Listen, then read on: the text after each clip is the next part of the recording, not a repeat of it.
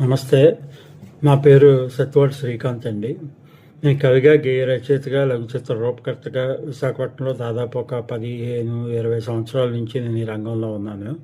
మాజీ జర్నలిస్ట్గా, అలాగే విశ్వ సాహితీ కళావేదిక రాష్ట్ర ప్రధాన కార్యదర్శిగా నేను పనిచేస్తున్నాను. హ్యూమన్ రైట్స్ డిస్ట్రిక్ట్ కల్చరల్ కోఆర్డినేటర్గా కూడా వర్క్ చేస్తున్నాను. కాబట్టి సామాజిక బాధ్యత మాకు కూడా ఉంటుంది. కాబట్టి ఇటీవలే సినీ నటి రేణు దేశాయ్ గారు చేసిన వ్యాఖ్యలపై నా స్పందన తెలియజేద్దామని చెప్పి మీ ముందుకు ఈరోజు రావడం జరిగింది.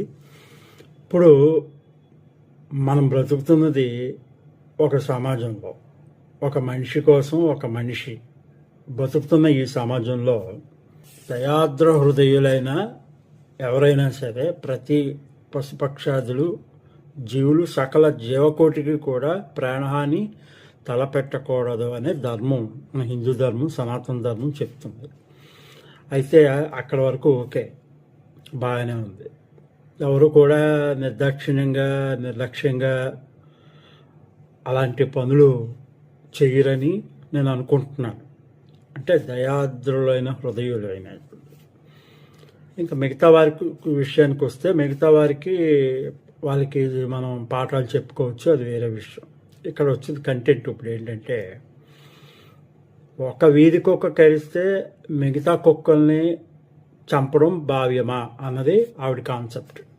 భావ్యమా, ఆవిడకి సగటు మనిషికి మధ్య ఒక పోలిక మనం తీసుకుంటే కనుక, ఆవిడ ఆర్థికంగా శ్రీమంతురాలు కాబట్టి ఆవిడ ఏసీ కారులోని, ఏసీ బంగ్లాల్లోని తిరుగుతారు. ఆవిడ ఏసీ షాపింగ్ మాల్లోని. అంటే ఒక సామాన్యుడు నడిచినట్టుగా ఆవిడ రోడ్డు మీద ఆవిడ నడవరు. అవసరం లేదు, చుట్టూరు బాడీ గార్డ్స్ వీళ్ళందరూ. అయితే ఎలాంటి స్థితిలో ఉన్నవాళ్ళు ఎవరైనా సరే చెప్పగలరు ఈ వ్యాఖ్యలు. ఆవిడే కదా, ఎవరైనా చెప్పగలరు.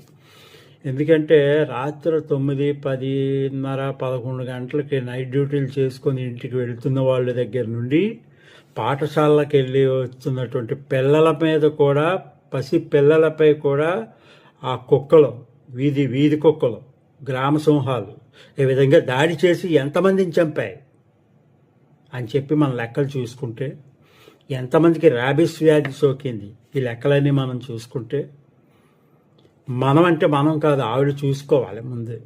ముందు ఆవిడ కనుక చూసుకుని ఉంటే ఇటువంటి వ్యాఖ్యలు చెయ్యరేమో అని నా ఉద్దేశం. ఇప్పుడు కావాలని ఏ వ్యక్తి కూడా